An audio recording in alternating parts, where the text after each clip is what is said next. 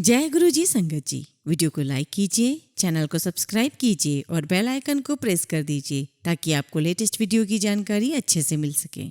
जय गुरु जी संगत जी। गुरु जी का अनंतम अनंतम शुक्राना। गुरु जी के श्री चरणों में कोटि कोटि प्रणाम और प्यारी प्यारी संगत को जय गुरु जी। संगत जी, हमें बहुत सी संगत के सत्संग मिल रहे हैं और बहुत प्यारे सत्संग आ रहे हैं। जो सत्संग शेयर कर रहे हैं वो तो ब्लेस्ड हैं ही, हम सब जो सुन रहे हैं वो भी ब्लेस्ड हैं। कैसे गुरु जी संगत को अपना बना लेते हैं, कैसे गुरु जी हर पल हमारा ध्यान रखते हैं, यह सब आप लोग आज के सत्संग से जानेंगे कि गुरुजी अपनी संगत का कैसे हर पल ध्यान रखते हैं, समय समय पर मैसेज देते हैं, रास्ता दिखाते हैं और अनहोनी से बचाते हैं। इसलिए संगत जी सत्संग पूरा सुने, अंत तक सुने और हर एक शब्द में आपके लिए ब्लेसिंग्स होती है, हम सब के लिए ब्लेसिंग्स होती हैं। सत्संग शुरू करने से पहले हमेशा की तरह आपसे नम्र निवेदन है कि अपने सत्संग सुंदर लिखावट में हिंदी में ईमेल आईडी पर और व्हाट्सएप पर शेयर करें और हो सके तो आप व्हाट्सएप पर टाइप भी कर सकते हैं। बस आप सब अपने सत्संग शेयर करते रहिए, ब्लेस होइए और संगत को भी ब्लेस करवाइए। आज का पहला सत्संग हम मेरठ से हरेंद्र अहलूवालिया का सुनेंगे। सबसे पहले कोई गलती हो तो माफी चाहता हूँ।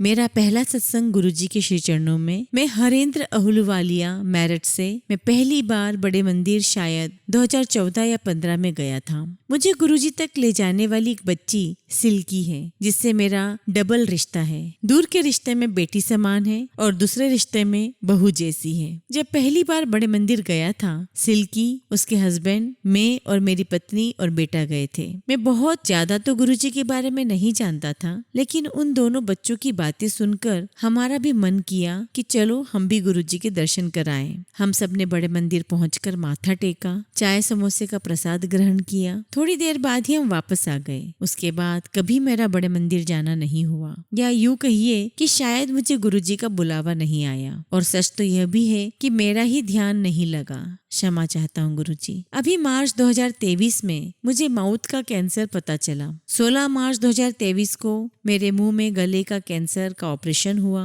हॉस्पिटल में एक हफ्ता एडमिट रहा। ऑपरेशन के दूसरी या तीसरी रात ही मेरी पत्नी ने मोबाइल पर ओम नमः शिवाय, शिवजी सदा सहाय, ओम नमः शिवाय, गुरुजी सदा सहाय का पाठ लगाया, जिसे मैंने पहली बार बहुत मन लगाकर सुना और सुनते सुनते कब सो गया पता ही नहीं चला। और जो तकलीफ दिक्कत ऑपरेशन की हो रही थी उसमें काफी आराम लगा। लगभग तभी से रोज ही यह मंत्र सुनने लगा हूँ। अभी सितंबर 16 को सोमवार के दिन गुरुजी के दर्शन बड़े मंदिर करने का सौभाग्य प्राप्त हुआ। जब से ऑपरेशन हुआ है संगत जी, डॉक्टर ने लाल काली मिर्च खाने को मना किया हुआ है और मैं खा भी नहीं पाता। गलती से खा भी लूं तो बहुत बुरे हाल हो जाते हैं। लेकिन जब गुरुजी के यहाँ चाय प्रसाद, ब्रेड पकोड़ा, लड्डू का प्रसाद मिला, मैंने बहुत प्यार से खाया। मिर्च का एहसास भी नहीं हुआ। जय गुरुजी, शुक्राना गुरुजी। अब मोबाइल पर रोज ही गुरुजी के दर्शन और सत्संग सुनने को मिल जाते हैं। अभी 3 दिन पहले ही मेरे साथ हुई एक सच्ची घटना जो मैं आप सभी के साथ शेयर करता हूँ। मोबाइल में कोई ना कोई पोस्ट आता ही रहता है। एक सज्जन है जो गुरुजी की पोस्ट के साथ लिखते हैं कि अपनी जन्म तिथि लिखो। शायद बहुत सी संगत ऐसी पोस्ट देखती होगी।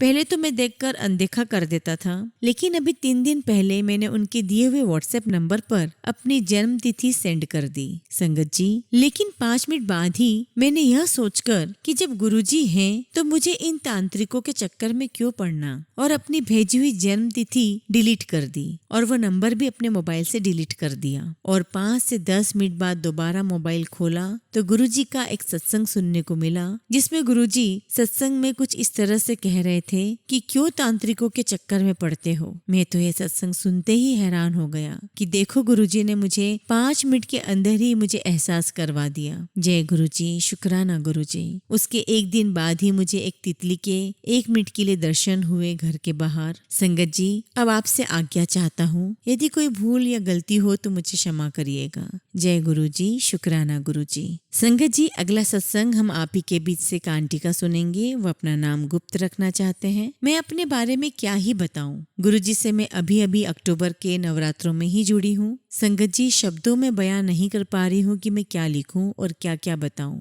मुझे आपका संदेश मिला, गुरुजी की संगत में अपना सत्संग शेयर कर, तो मैं कर रही हूँ। गुरुजी आपकी कृपा से एक बात शेयर करने वाली हूँ, पर यहाँ तो जब से नवरात्रों से लेकर आज शायद 29 अक्टूबर का दिन है, मेरे पास बहुत ऐसी बातें हैं जो मैं शेयर करना चाहती हूँ। सभी संगतों से पहली बात जो मुझे बतानी है वो यह कि मुझ में किसी भी तरह का आत्मविश्वास नहीं है। मैं एक डरपोक किस्म की इंसान हूँ। गुरुजी, आज तक मैं अकेले कभी भी कोई यात्रा नहीं की। एक्चुअली क्या हुआ संगत जी, मैं बाहर रहती हूँ और मेरे बच्चे कहीं और बाहर पढ़ते हैं। एक बहुत बड़ी बात है जो अभी 2-3 दिन पहले ही मेरे साथ हुई है। वैसे तो नवरात्रों से लेके 25 तारीख के बीच बहुत सी छोटी छोटी बातें हमारे दिनचर्या में होती है, वह मेरे साथ हुई जो मैं अभी बता नहीं सकती। इसलिए बताने को तो बहुत कुछ है, लेकिन मैं वो बात बताना चाहती हूँ जो मेरे साथ अभी बड़ी घटना घटी। संगत जी, मुझे अकेले सफर करके अपने बच्चों के पास जाना था, बिल्कुल अकेले, जिसमें 5 से 6 घंटे लगते हैं। मैं घर से गुरुजी से बोलकर निकली थी कि गुरुजी, आज मैं जीवन में पहली बार बस का सफर अकेले करूंगी, इसलिए संभाल लेना। मुझ में पूरा आत्मविश्वास रखना गुरुजी, और बस की सीट पर मैं अकेले ही बैठूं, मेरे पास कोई और ना बैठे,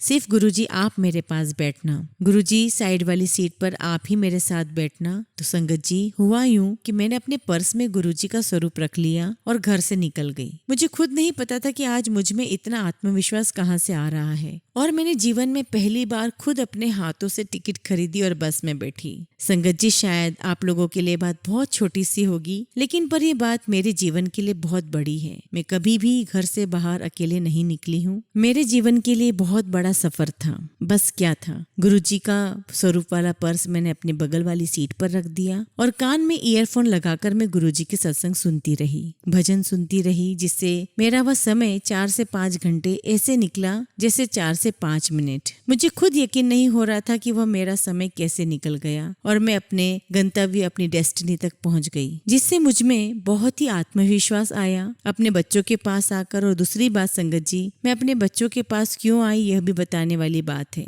क्योंकि मेरे बच्चों का स्वास्थ्य बिल्कुल अच्छा नहीं था। वो हॉस्पिटल में एडमिट हो चुके थे। जब तक मैं गुरुजी को अपने साथ लेकर अपने बच्चों के पास नहीं पहुंची थी, मेरे बच्चों की तबीयत बहुत ज्यादा खराब थी। मतलब जिसे देखकर हर कोई घबरा रहा था, बहुत ज्यादा कंडीशन खराब थी। पर जैसे ही मैंने गुरुजी का स्वरूप उनके माथे से लगाया, उनके 2 घंटे के बाद ही उनके स्वास्थ्य में धीरे धीरे सुधार आने लगा। संगत जी, मैं क्या ही बताऊं, जब मैं अपने बच्चों के पास पहुंची, वहां पर सभी यही कह रहे थे कि अभी कंडीशन इतनी खराब है कि उठ भी नहीं पा रहे थे, और अब ये बोल भी रहे हैं और खुद वॉशरूम वगैरह जा रहे हैं। मेरे बेटी की तो ऐसी कंडीशन थी कि उसको पैड लगाने की भी कंडीशन आ गई थी, या बाथरूम की नली लगाने की। और जैसे मैं पहुंची और गुरुजी का स्वरूप उसके माथे से लगाया और उसके मुंह से गुरुजी का मंत्र बुलवाया और उसको शुक्राना करवाया, मानो जैसे मेरे बेटी की तबीयत खराब ही नहीं थी, वह ठीक हो गया। अगले दिन से उसमें बहुत सुधार होने लगा। जब मेरे बेटे को डिस्चार्ज करने का समय आया, संगत जी, मेरे बेटे को अप्रूवल नहीं मिल रहा था डिस्चार्ज का। अब वो 2 दिन से इतना बोर हो रहा था कि बस यही कहता जा रहा था कि मम्मी, मुझे घर जाना है, मैं सही हो गया हूँ और हॉस्पिटल का खाना खाकर भी पक गया हूँ। संगत जी, उसने मुझे बोलकर घर भेजा कि मम्मी आप मेरे लिए दाल चावल बना देना, आज मैं डिस्चार्ज हो जाऊंगा तो घर जाकर सबसे पहले दाल चावल खाऊंगा। उस दिन भी हॉस्पिटल वाले उसे डिस्चार्ज नहीं कर रहे थे, अप्रूवल नहीं मिल रहा था उसे डिस्चार्ज होने के लिए। तो मैंने गुरुजी से कहा, गुरुजी आज मैंने अपने बच्चे के लिए दाल चावल बना के रखे हैं, तो वह समय पर डिस्चार्ज हो जाए और आके खा ले। बस क्या था संगत जी, आधे घंटे के अंदर ही मेरा बच्चा आया, बिल्कुल सही सलामत बाइक पर, और उसने आकर मेरे हाथ के बने हुए दाल चावल खाए। मेरे मन को इतना संतोष हुआ कि मेरे बच्चे ने आकर खाना खा लिया। जय गुरुजी, शुक्राना गुरुजी। संगत जी, ये मेरे जीवन का पहला सत्संग शेयर कर रही हूँ, इसलिए सत्संग शेयर करते समय कुछ भी मुझसे गलती हो गई हो या भूल हो गई हो तो मुझे अपने दिल से क्षमा करिएगा। मैं गुरुजी को शब्दों में शुक्राना तो कितना ही कर लूँ, पर मन से जो शुक्राना निकलता रहता है वो अलग ही है। एक बात और कहना चाहूंगी संगत जी, कि मेरे दिमाग में बस यही चलता रहता है, गुरुजी मुझे इतना सब कुछ दे रहे हैं, इतनी जल्दी जल्दी कर रहे हैं, इतने अच्छे से संकेत दे रहे हैं, पर क्या मैं गुरुजी के लिए कुछ कर पाऊंगी? मतलब जो मेरे दिमाग में चलता रहता है कि मैं अपने घर में कभी सत्संग कर पाऊंगी गुरुजी का, और अभी मैं गुरुजी के स्वरूप को अपने घर से अच्छे से लगा भी नहीं पा रही हूँ, सबसे छुपा के रखती हूँ कि कहीं कोई कुछ मुझे बोल न दे। इसलिए गुरुजी को मैं इस वजह से खुलकर गुरुजी का स्वरूप अपने घर में नहीं लगा पा रही थी। बस मन में यही सोचती थी कि मैं खुलकर कब गुरुजी का स्वरूप घर में लगा पाऊंगी, अपने घर में कब सत्संग कर पाऊंगी और कब मैं बड़े मंदिर जा पाऊंगी। बस यही मेरा एक सपना है जो गुरुजी मेरा जल्द ही सपना पूरा करेंगे, मुझे पूरा विश्वास है। इसलिए अब मैं अपने सत्संग को यही विराम देती हूँ। जय गुरुजी, शुक्राना गुरुजी, अनंतम शुक्राना गुरुजी।